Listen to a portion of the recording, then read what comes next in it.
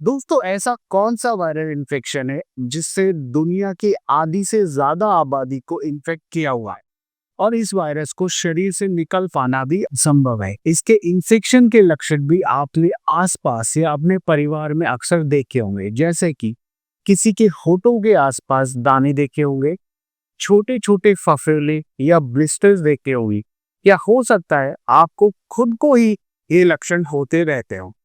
तो दोस्तों, क्या आपने कभी सोचा है कि क्या होता है, क्यों ये बार बार इन्फेक्शन होता है? दोस्तों, ये है हर्पीस का इन्फेक्शन। और ये क्यों होता है, कैसे होता है, इसी पर आज हम बात करेंगे।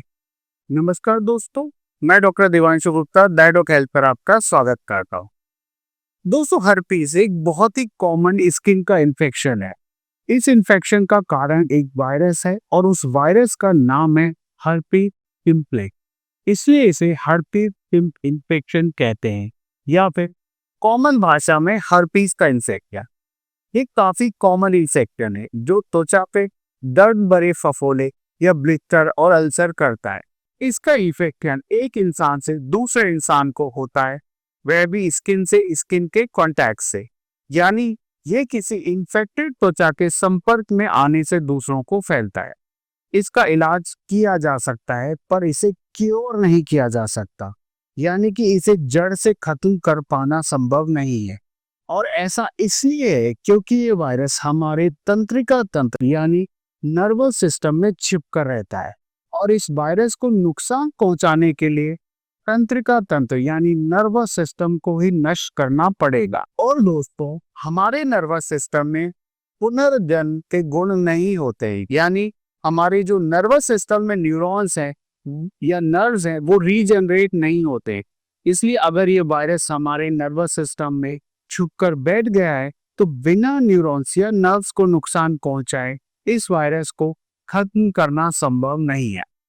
इसलिए इस वायरस को वहां से हटाया तो नहीं जा सकता, पर इसे दोबारा हमारे शरीर में पर उठाने से रोका जा सकता है, ताकि ये हमारे शरीर में दोबारा इन्फेक्शन ना कर सके। दोस्तों, हर्पीस सिम्प्लेक्स वायरस दो तरह के होते हैं, यानी टाइप 1 और टाइप 2। टाइप यानी जिसे इसमें हम HSV1 भी कहते हैं, इस इन्फेक्शन से रैशेस मुंह और होठों के आसपास होते हैं, और इसका ट्रांसमिशन यानी दूसरों को इन्फेक्शन भी मुंह के कांटेक्ट से ही होता है, यानी किस करने से या हाथ से इन्फेक्टेड मुंह को छूने से, या फिर उसी हाथ से अपने मुंह को छूने से। इस तरह ये फैलता है। इस इन्फेक्शन को ओरल हर्पीस या कोल्ड सोर भी कहते हैं, या फीवर ब्लिस्टर भी कहा जाता है। ज्यादातर वयस्कों को कभी ना कभी अपने जीवन में HSV टाइप 1 का इन्फेक्शन हुआ होता है। डेटा तो यह भी कहता है कि पूरी दुनिया में 50 साल तक के 64.2% लोगों के शरीर में HSV टाइप 1 का इन्फेक्शन प्रेजेंट है। HSV टाइप 1 से जेनिटल हर्पीस भी हो सकता है, और ऐसा ओरल हर्पीस से इन्फेक्टेड इंसान द्वारा ओरल सेक्सुअल एक्टिविटी परफॉर्म करने से उसके पार्टनर को हो सकता है। और मुख्यतः जेनिटल हर्पीस होता है सेक्सुअल कांटेक्ट द्वारा, और HSV2 इसका मेन कारण है। HSV2 के इन्फेक्शन से इन्फेक्टेड इंसान को HIV इन्फेक्शन का खतरा भी बढ़ जाता है। हर्पीस में ज्यादातर मरीजों को कोई खास लक्षण नहीं होते, या काफी मामूली से लक्षण होते।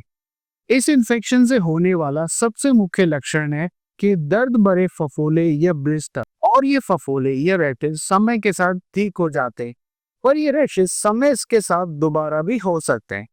दवाओं से इस इन्फेक्शन के लक्षणों से आपको कुछ राहत मिल सकती है, पर शरीर से इस इन्फेक्शन को खत्म नहीं किया जा सकता है। और इस तरह बार बार होने वाले इस ओरल और जेनिटल इन्फेक्शन के लक्षणों से लाइफ काफी अनकंफर्टेबल हो जाती है। लोगों को बार बार होने वाले इस इन्फेक्शन के साथ रहने की आदत भी पड़ जाती है। पर जेनिटल हर्पीस से मरीज के सेक्सुअल रिलेशन पर बुरा असर पड़ता है। लोग इसको एक स्टिग्मा बना लेते हैं कि ऐसे लोगों से दूर रहना है। अगर मैं बीमारी के लक्षणों की बात विस्तार से करूं तो मेन है वर्टिस, ब्लिस्टर्स यानी फफोले, और फफोलों के फूटने से बने अल्सर। पर कई बार मरीज को इतने मामूली से रैशेस होते हैं कि मरीज का ध्यान भी नहीं जाता है, और ऐसे लोग कई बार ये इन्फेक्शन दूसरे को ट्रांसमिट भी कर देते हैं बिना ये जाने कि उन्हें कोई ऐसा इन्फेक्शन भी है। शुरू में जब ये इन्फेक्शन पहली बार होता है तो मरीज को हल्का बुखार, बदन दर्द हो सकता है, गले में खराश हो सकती है, सर दर्द भी हो सकता है और लिम्फ नोड में स्वेलिंग भी आ सकती है। जब किसी को पहली बार इन्फेक्शन होता है उस समय के लक्षण उस समय से अलग होंगे जब उसी इंसान को इन्फेक्शन का रीएक्टिवेशन हुआ है। जब ये इन्फेक्शन रीएक्टिवेट होता है तब त्वचा में उस मरीज को टिंगलिंग होगी, खुजली हो सकती है और जलन भी हो सकती है और फिर 1-2 दिन बाद उस जगह से दाने या फफोले होने लगते हैं। सबसे कॉमन जगह मुंह या होठों के आसपास, और जैसा कि मैंने बताया इसे कोल्ड सोर या फीवर ब्लिस्टर भी कहा जाता है।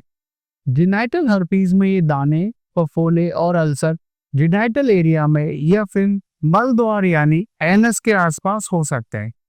ये फफोले पेनफुल होते हैं, दर्दनाक होते हैं और कुछ समय बाद ये फूटते हैं। इनसे पानी निकलने लगता है, ये अल्सर और घाव बनाते हैं और फिर क्रशिंग भी होती है यानी पपड़ी बनने लगती है। जब किसी को बार बार ये इन्फेक्शन होने लगता है यानी रिकरेंस होने लगती है तब हर बार इस बीमारी की लंबाई कम हो जाती है, यानी पहली बार इन्फेक्शन होता है उसकी तुलना में रिकरेंस के दौरान बीमारी कम दिनों की होती है।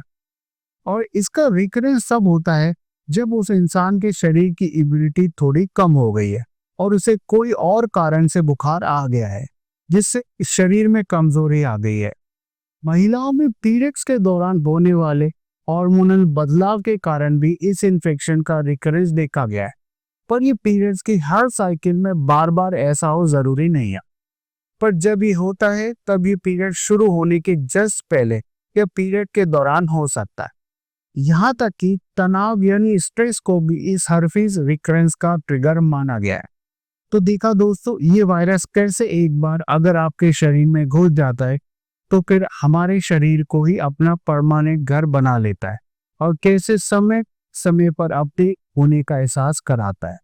दोस्तों, उम्मीद है मेरे द्वारा दी गई जानकारी आपके लिए लाभप्रद होगी। इसके अलावा अगर आप जानना चाहते हैं कि इस हर्पीज बीमारी का इलाज कैसे होता है और आप इस बीमारी से कैसे बच सकते हैं तो ऊपर दिए गए लिंक के वीडियो को जरूर क्लिक करें और भारत के सर्वश्रेष्ठ चिकित्सकों से बात करने के लिए ऊपर दिए गए नंबरों पर कॉल करें और हेल्थ और मेडिकल से related useful, authentic, reliable information के लिए कृपया हमारा यूट्यूब चैनल दैट सब्सक्राइब करें। स्वस्थ रहें, सुरक्षित रहें। धन्यवाद।